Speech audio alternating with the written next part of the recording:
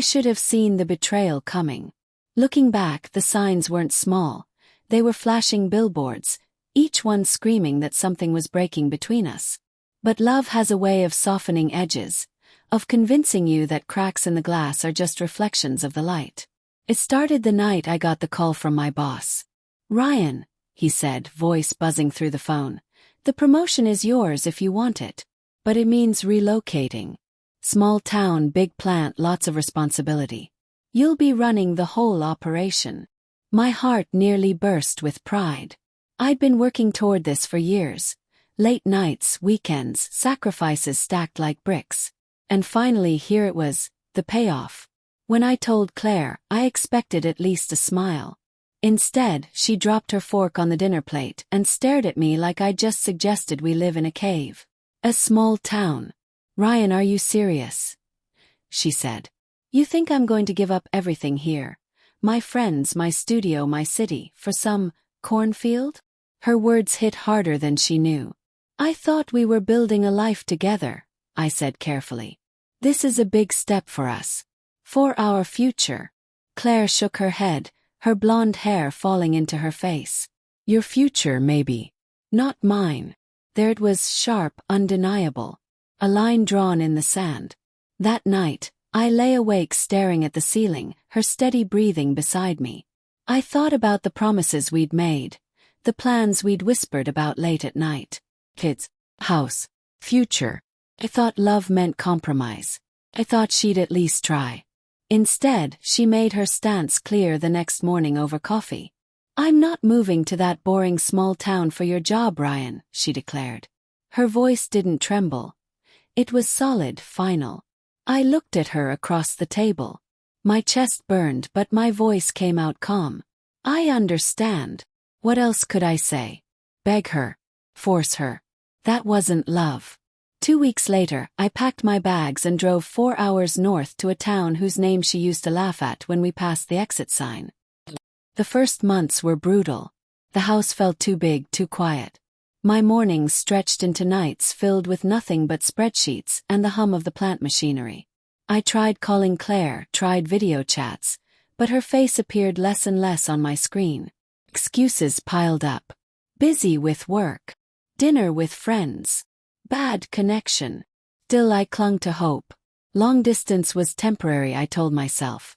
Once she saw the stability, the house I'd bought, the life I was trying to build, she'd come around. But hope is a fragile thing. One Friday evening, I drove back to the city unannounced. I thought surprising her would reignite something between us. I imagined her squeal of happiness, the way she'd throw her arms around me. Instead, I found something else. Her car was in the driveway, but the lights in the apartment flickered dim, cozy, intimate. Music played inside. Low, sultry jazz she never listened to with me. My chest tightened. I used my spare key. The door opened to laughter. Hers. And a man's. Froze. The sound sliced through me like a blade. I stepped inside, heart pounding. And there she was, curled on the couch, legs draped over his lap, her hand resting on his chest. His face was unfamiliar, but his comfort in my place was unmistakable. "Ryan!" she gasped, springing upright. The man straightened, eyes wide, but he didn't move away. My mouth went dry. The room spun. I heard myself whisper, "How long?" Claire's lips parted, searching for words, but the silence was answer enough. "How long?" I repeated, louder this time, my voice breaking. She looked down, shame flickering across her face. "A few months," she muttered. "Since before you left." The world tilted. My knees nearly gave out. Before I could speak, the man finally rose, grabbing his jacket. I'll give you two some space." He slipped past me, the scent of his cologne clinging to the air like poison. And then it was just us. Claire stood there, wringing her hands. "Ryan, I didn't mean for this to happen." I laughed, a hollow, bitter sound. "Didn't mean for this. You chose this. Every time I called, every time you said you were busy, it was him, wasn't it?" She flinched but didn't deny it. "I gave you everything," I said, my voice shaking. "I thought we were a team." I thought this promotion was for us. Claire's eyes welled with tears, but her words cut deeper than any silence. I didn't want that life, Ryan. I don't want small towns and factory schedules. I want more. I want freedom. Her confession shattered whatever fragile hope I had left. I walked out without another word. Back in my empty house, grief wrapped around me like chains. Nights blurred into days. I kept replaying it. The laughter I wasn't part of, the touch that wasn't mine, the betrayal etched into her voice when she said she wanted more. I thought about calling her, demanding closure. But what good would it do? She'd made her choice. Instead, I poured myself into work. I stayed late, pushing through exhaustion until I collapsed in bed. Slowly, the ache dulled. Slowly, the betrayal hardened into something else. Resolve. Because beneath the pain, I realized something. Claire hadn't betrayed me because of the small town. She betrayed me because she never truly believed in us. And maybe, just maybe, I was better off without her.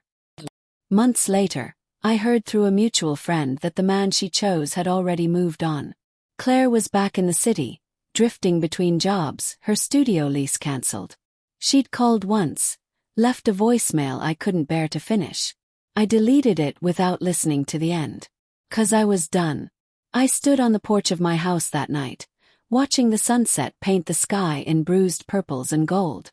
The town she mocked stretched quiet around me, steady and unchanging. For the first time in months, I didn't feel lonely. Felt free. Had lost her, yes. But I had gained something far more valuable, myself. And as the wind rustled the trees, I whispered the words I wished I'd said the night I walked in on her betrayal. Goodbye, Claire. For good this time.